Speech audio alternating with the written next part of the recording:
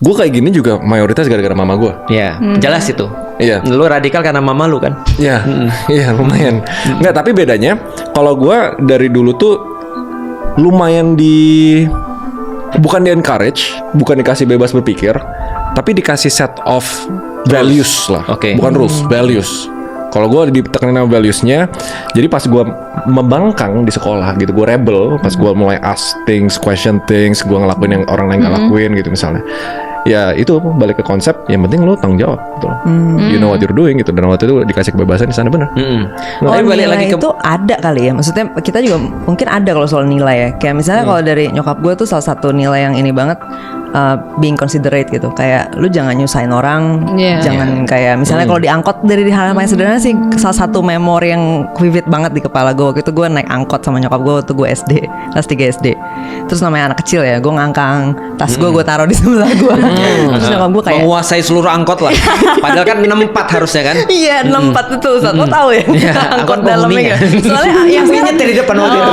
Jaklingko agak beda soalnya kalau sekarang. Tapi kalau angkot ya angkotin dulu tuh 64 benar. Nah jadi harusnya buat 4 orang jadi 2 orang nih gara-gara Kani yang ngangkang naruh tas segala macam. Jadi nyokap gue marah-marahin gue di situ kan. Jadi maksudnya pas itu juga ditegur langsung. Kamu tuh jangan kayak gini. Ini kan tempat duduk hak orang lain. Ini kan angkot ini punya bersama gitu. Ini tuh punya publik kayak gitu. Di situ tuh menurut gue itu nilai yang penting banget dalam berwarga negara ya maksudnya.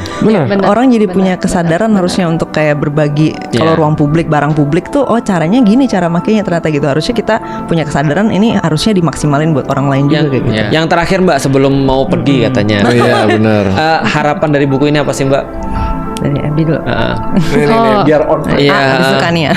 I think sebenarnya ya supaya lebih banyak orang yang mikir. Sesimpel itu sih.